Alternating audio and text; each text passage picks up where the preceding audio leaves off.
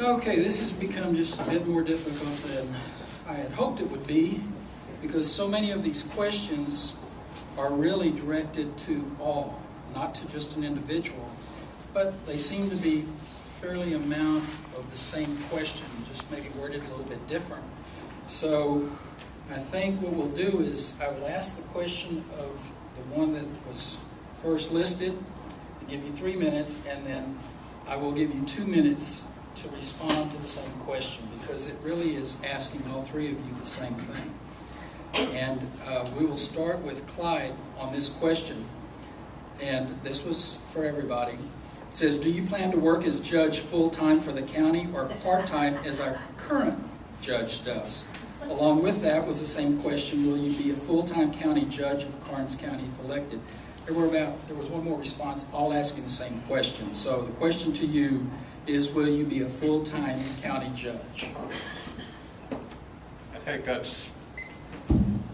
that's one thing that's disturbed me. I can't prove this, and I don't know it, but I've been told by many people that Judge Kendall last year was seen in DeWitt County quite frequently during the week, several days during the week, for long hours, and made $100 and some odd thousand working for the district attorney in DeWitt County. That's part of why I'm here tonight. To answer your question, full-time.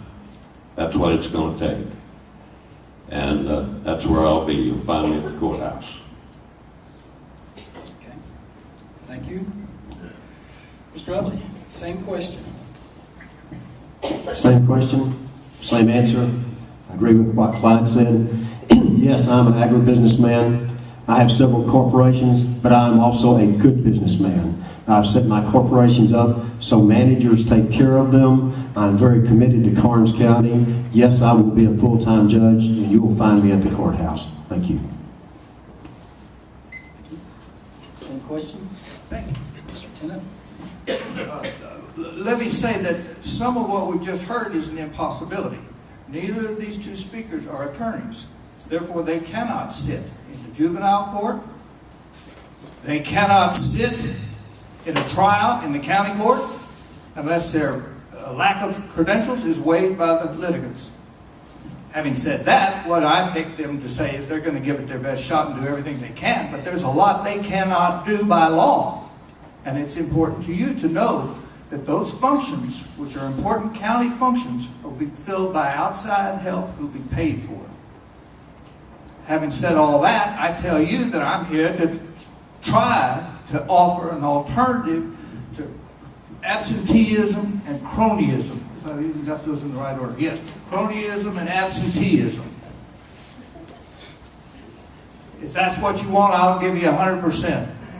But I don't think that anybody can single-handedly turn this around. I saw a most refreshing notice today of somebody running for commissioner who said, I want to give back part of my salary. That's what I said at the meeting the other night. I think that's critical. We got into this, got out of this unit system, and we got ourselves on the road to recovery, and now we've got to keep it that way. The idea of personal gain, I'm afraid, is not far from the minds of any of those leading the county. And I think that that's the kind of thing we have to stop quickly, immediately, and move on. Thank you.